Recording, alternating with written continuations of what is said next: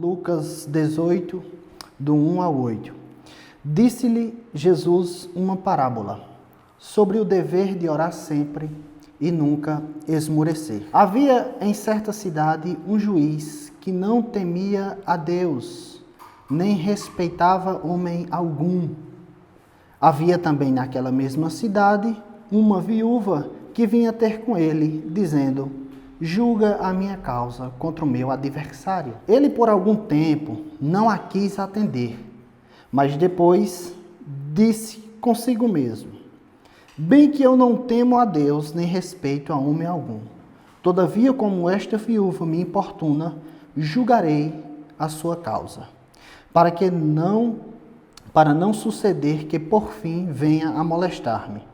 Então disse o Senhor: considerai no que disse este juiz iníquo.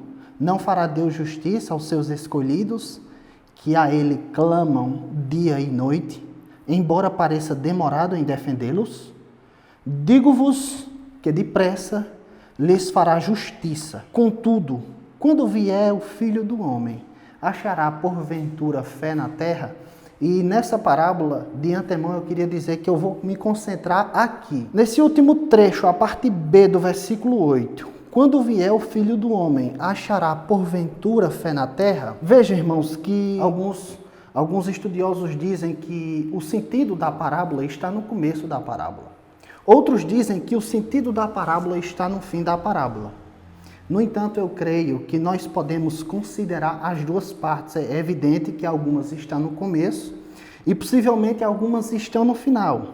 Todavia, eu creio que essa parábola, ela se entrelaça à questão da justiça de Deus ouvir as orações dos santos e também da segunda vinda de Jesus. O contexto dessa passagem determina o sentido dessa parábola. Veja que no capítulo 17, no versículo de número 20, os fariseus chegam até Jesus e fazem uma pergunta: quando viria o reino de Deus? Então Jesus respondeu: o reino de Deus não vem com uma visível aparência. Então os fariseus estavam esperando um Davi, um Salomão, um rei aos moldes do Antigo Testamento. E Jesus disse: de forma nenhuma virá com visível aparência. Vocês não vão enxergar dessa forma o reino de Deus. Então Jesus diz: porque ele está dentro de vós. Possivelmente aqui uma melhor tradução poderia ser: ele está entre vós, que ele estava talvez se referindo a ele mesmo, tendo em vista que os fariseus perseguiam o próprio Cristo e o reino de Deus não poderiam estar dentro deles. Isso é uma contradição lógica. Ou então é possível também que Jesus estava se referindo a alguns fariseus que possivelmente teriam se convertido. Mas o fato é que Jesus, em seguida, ele se dirige aos seus discípulos a seguir. Ele se dirige aos discípulos e diz: virá o tempo em que desejareis ver um dos dias do Filho do Homem, e não vereis. E dirão: ele aqui ou ele ali. Mas Jesus diz: olha, o Filho do Homem voltará como um relâmpago, fuzilando de um lado ao outro, de uma extremidade à outra. E aí, logo em seguida, Jesus diz: olha, é necessário que eu padeça muitas coisas e seja rejeitado por essa geração. E ele já está se dirigindo aos seus discípulos. E aí ele diz: assim como foi nos dias de Noé, será na volta do Filho do Homem. Assim como foi nos dias de Ló. Então, isso aqui é uma pequena parte de Mateus 24, ou uma pequena parte de Lucas, capítulo de número 21, onde ele está falando de sua volta e o que acontecerá antes dele voltar. Então, quando nós chegamos em Lucas, capítulo de número 18, a parábola do juiz iníquo, nós devemos pensar que a Bíblia, no original, ela não tinha versículos, ela não tinha capítulos, ela não tinha pontos, ela não tinha divisões como a nossa tem hoje. E o título dos textos em cima, como a parábola do juiz iníquo. Isso é uma introdução que foi feita ao longo da história para identificar mais facilmente os textos bíblicos. Então, apesar de Jesus mudar de linguagem, Jesus não está mudando de público. Apesar de Jesus mudar aqui a forma de falar, o propósito e o público continua sendo o mesmo, os discípulos. Então Jesus está querendo falar a respeito de como será o fim e de como os discípulos deveriam se comportar nos dias do fim. É importante que nós tenhamos tudo isso em vista para que possamos analisar o que quer dizer essa parábola de forma bem breve. Mas o fato é que Jesus diz no fim da parábola, porventura, quando o Filho do Homem voltar, achará fé na terra? Essa última frase do texto liga todo o contexto e amarra elas num único público, num único propósito: mostrar as dificuldades dos últimos dias. Quando nós olhamos para Israel, nós podemos ver 3 tamanhos de autoridades diferentes. O primeiro era o grande sinédrio. O grande sinédrio que era constituído, que era a mais alta corte de Jerusalém, de Israel, e era constituído por 71 líderes judeus versados na lei de Deus, na lei oral, no Antigo Testamento, que tinham influência sobre todo Israel. Então, esse sinédrio era como se fosse a Suprema Corte do Brasil, ou como se fosse a Suprema Corte dos Estados Unidos. Era o grande tribunal, era o grande sinédrio que julgava ali muitas causas. Então, eles eram um tribunal ali muito opressivo, que tomavam decisões, às vezes, absurdas, e foi esse tribunal que engenhou, arquitetou até o fim para que Jesus fosse ali morto e crucificado, como de fato aconteceu. Esse era o primeiro grande tribunal e o maior tribunal que tinha em Israel. O segundo era as cortes inferiores, que era constituída de 23 juízes também, que eram influenciados pela doutrina dos fariseus e pela política dos fariseus, tendo em vista que os saduceus, apesar de serem assim religiosos, eles lidavam melhor com a classe política. Então os romanos gostavam mais dos saduceus, porque eles tinham um jogo de cintura político melhor. E eles lidavam melhor com o Império Romano do que os fariseus. Os fariseus eles eram mais religiosos e eles tinham alguns atritos ali com o Império Romano. Mas o fato é que essas cortes inferiores de cidades menores, eles eram influenciados pela doutrina dos fariseus e pela política dos saduceus. Sendo assim, eles também tomavam decisões precipitadas, erradas, a respeito de certas causas, por causa da doutrina que eles criam e da política que exerciam eles. Em terceiro lugar, nós também temos juízes, apenas um juiz, em aldeias, em pequenos municípios, que o Império Romano ali nomeava para tomar de conta daquele pequeno município, daquela pequena aldeia. E essa parábola, muito provavelmente, estava falando a respeito desse juiz, desse único juiz, dessa aldeia, que ali o juiz julgava as causas daquela aldeia sozinho. Então, meus irmãos, nós podemos ver que esse juiz é um homem completamente desafeiçoado. Ele é um homem assim ímpio. Ele é mau. E a pior coisa que nós podemos ver nessa parábola é que ele tem consciência de onde ele chegou. Ele diz: eu, ainda que não temo a Deus e não respeito a homem nenhum. Então ele confessa que ele não teme a Deus, a lei de Deus, os preceitos de Deus, a ordem de Deus. Ele diz a ele mesmo: eu não estou nem aí para nada. E eu também não quero saber do segundo mandamento, porque eu não temo homem nenhum, eu não quero saber de homem nenhum.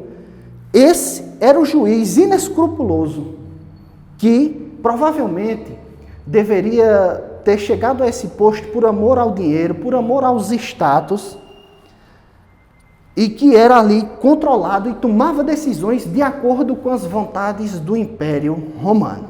Então, esse era o juiz que é dessa parábola. Nós podemos encontrar um bom paralelo quando nós olhamos para os tribunais brasileiros. Seja cortes superiores, seja cortes inferiores e seja cortes também, assim como comarcas pequenas, onde tem apenas um único juiz julgando causas, que são tribunais, muitas das vezes, tomados por corrupção, venda de sentenças e coisas dessa natureza.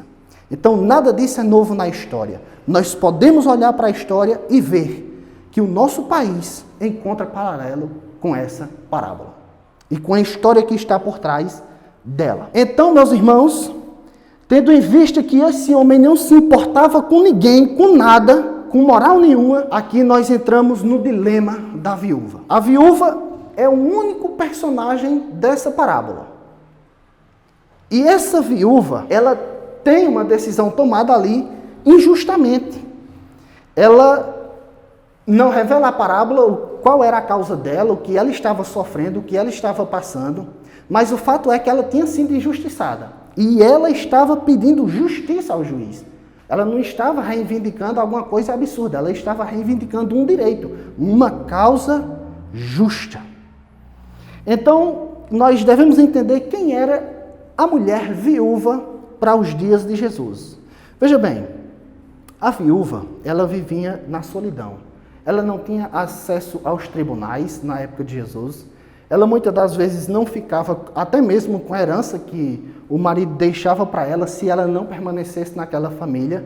Então a mulher naquela cultura, ela era desprezada. E para piorar a situação, ela não tinha voz de fala nos tribunais. Era mais fácil as pessoas acreditarem numa criança do que numa mulher. Não é à toa que é uma mulher que testifica a respeito da ressurreição de Jesus. E os próprios discípulos não acreditaram quando ela falou isso. Mas o fato é que essa mulher, ela não tinha primos. Se tivesse, quem ia resolver a causa dela eram os primos, podia ser os irmãos, podia ser os tios, podia ser os filhos, podia ser algum sobrinho, podia ser alguém até ali do vilarejo. Algum vizinho, mas o fato é que ela não tinha absolutamente ninguém para ajudá-la nessa causa. Então, o que ela faz é, dia após dia, ir diante desse juiz e reivindicar: julga a minha causa. E aqui, quando nós olhamos para o versículo 1, nós começamos a entender porque Lucas ele faz aqui uma nota de rodapé para explicar o propósito. Disse-lhe Jesus uma parábola sobre o dever de orar sempre e nunca esmorecer. Quem disse isso não foi Jesus. Foi o escritor Lucas que estava escrevendo, olhando esse cenário, inspirado pelo Espírito, ele adiciona essa nota para clarear ali o entendimento. E aqui nós temos o ponto de virada na parábola. Isso continuou por algum tempo, o versículo 4 diz: ele, por algum tempo, não quis atender. Mas depois disse consigo: bem que eu não temo a Deus e não respeito homem algum, todavia como esta viúva me importuna, julgarei a sua causa, para não suceder que por fim venha a molestar-me. Essa viúva, ela vai dia após dia diante dele, importuna ele de dia e de noite: julgue a minha causa, julgue a minha causa. Então ele olha para dentro de si, ele olha para dentro do seu ego, para dentro do seu conforto. Apesar de sua maldade, de tudo de ruim que ele mesmo confessa para ele mesmo, ele diz: eu vou atender a causa dessa mulher. Porque se eu não atender, eu mesmo não vou aguentar a importunação dela. De dia e de noite ela está aqui e eu já estou me cansando. Eu não tenho condições, eu vou julgar a favor dessa mulher. Então, ao que tudo indica, essa mulher ganhou pelo cansaço desse juiz. E aqui nós podemos entrar no sentido da parábola. Lembre-se do contexto. O contexto dessa parábola é escrito com Jesus dizendo aos discípulos que assim como foi nos dias de Noé, que compravam, vendiam, comiam, bebiam, casavam-se e davam em casamento.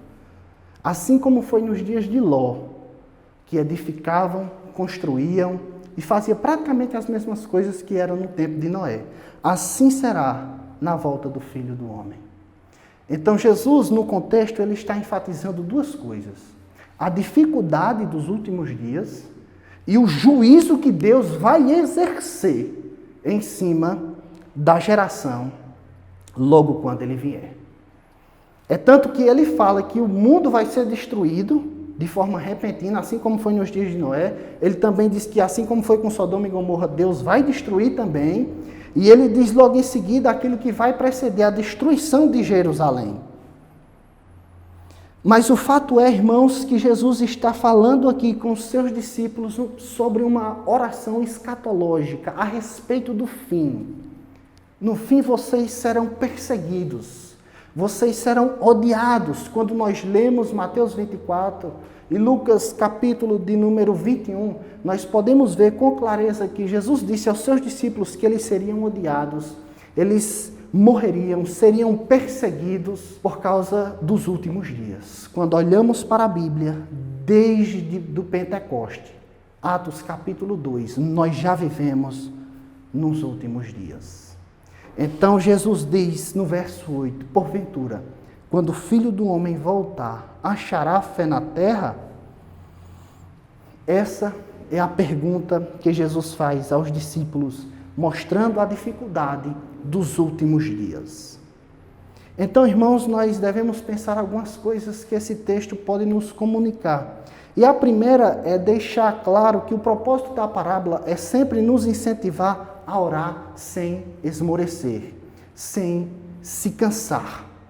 Nós devemos entender, irmãos, que o nosso maior meio de comunhão com Deus é a oração. Se nós pararmos de orarmos, nós cortamos a comunicação com Deus, a comunhão com Deus. Se nós desistirmos de orar, nós estamos acabando com a maior ferramenta que temos de ligação com Deus. Uma das maiores coisas que nós temos para ter acesso a Deus é a oração. Então nós jamais devemos nos cansar de orar, porque primeiramente nós temos a nossa comunhão com Deus e tendo em vista também as dificuldades dos últimos dias, nós jamais devemos parar de orar. Nós devemos sempre orar, dia após dia. Segunda coisa que nós podemos tirar dessa parábola. Jesus, ele fala a respeito de vários eventos que irão preceder a sua vinda.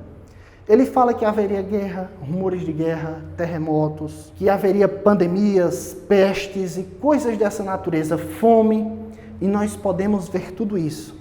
Mas existe uma coisa que Jesus fala em Mateus capítulo de número 24, que eu queria focar nisso daqui para nossas vidas, dentre muitas coisas que Jesus falou. Para mim, essa é uma das coisas mais agudas na nossa geração. Que ele disse que no fim, o amor de muitos se esfriaria.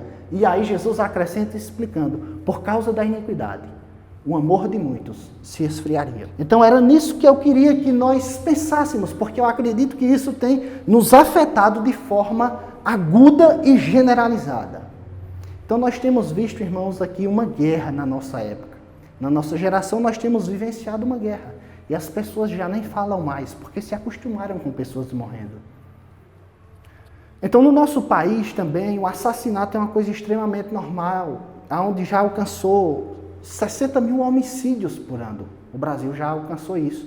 E as pessoas comemoram quando tem 40 ou 30 mil homicídios por ano. Então a gente assim, já está acostumado meio com a barbárie, com a falta de amor que permeia a nossa sociedade. Por causa da iniquidade, Jesus explicou, o amor das pessoas, elas vão ou vai se esfriando. Outra coisa que tem se tornado natural no mundo inteiro, que é absurda aos olhos de Deus, é a questão do aborto. No Brasil, a Câmara dos Deputados fez uma pesquisa, e tem lá no site, que no Brasil tem pelo menos 800 mil abortos aqui no Brasil. E a OMS diz que pode chegar até 1 milhão. No mundo inteiro, há quase 56 milhões de abortos por ano. Quase 56 milhões de abortos por ano. Isso são casos assim registrados. E aquele que não está registrado? Que as pessoas nem sabem, não descobrem, nem desconfiam. Mas o fato é, irmãos, que o pecado tem tomado assim proporções e tem caminhado de forma tão absurda no nosso meio que ela tem atingido até mesmo a igreja, e as pessoas a cada dia que passam se tornam mais frias, mais indiferentes com Deus, com o próximo e até consigo mesmo. E o que Jesus diz vai de encontro a tudo isso. Porventura, quando o Filho do Homem volta, achará fé na terra? Por isso, uma das coisas que a parábola ela nos ensina e tem como propósito é dizer, olha, ore. Olha, persevere em oração. Esteja atento, em comunhão com Deus, para que essas coisas não atinjam vocês. Foi por isso que Jesus disse isso aos apóstolos.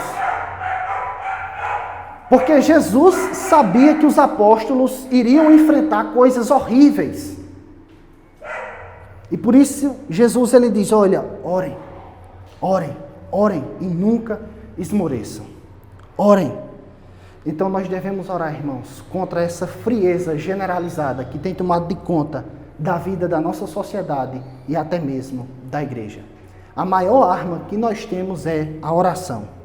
Segunda coisa, irmãos, que a palavra de Deus diz a respeito do fim, que eu queria também se concentrar aqui, é a questão da apostasia. A palavra de Deus revela desde o Antigo Testamento que o povo de Deus ele é assediado pela apostasia. Então aconteceu a apostasia na época de Moisés, na época de Josué, na época dos juízes, do Antigo Testamento inteiro. E quando nós chegamos no Novo Testamento, quando lemos o livro de Gálatas ou Hebreus, nós podemos ver que também a apostasia assediava fortemente o povo de Deus. Então, de forma resumida, o autor de Hebreus, parafraseando, vai dizer, olha,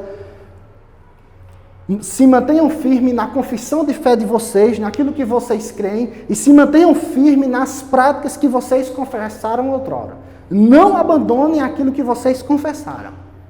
Não deixem aquilo que vocês criam. Então, quando nós olhamos para o nosso mundo ocidental, a Europa inteira, irmãos, praticamente abandonou a fé. Nos Estados Unidos, é fechado por ano de 6 a 10 mil igrejas. Então, a frieza também tomou de conta generalizada nos Estados Unidos, na maior parte da Europa. E ela já tem também alcançado o Brasil. Ela já tem batido fortemente na porta do Brasil, por meio da teologia da prosperidade que entrou no seio da igreja brasileira. As pessoas começaram a olhar simplesmente para essa terra, para essa esfera e para essa existência e esqueceram o céu. Segunda coisa que afetou frontalmente a igreja brasileira foi a questão da teologia liberal, que não crê mais que a Bíblia é a palavra de Deus. Logo, se a Bíblia não é a palavra de Deus, nós podemos relativizar o pecado. E quando se relativiza o pecado, nós entramos na frieza espiritual de forma completa. Porque foi esse o caminho da Europa e é esse que está sendo o caminho do Brasil. Na Europa, o liberalismo foi imposto pela academia, ou seja, pelas universidades e pelas mentes pensantes. No Brasil, essa agenda ela tem sido implantada pelos partidos políticos e, sobretudo, pelos partidos de esquerda. Eles têm atuado de forma pesada para que o liberalismo se torne uma coisa real na igreja brasileira.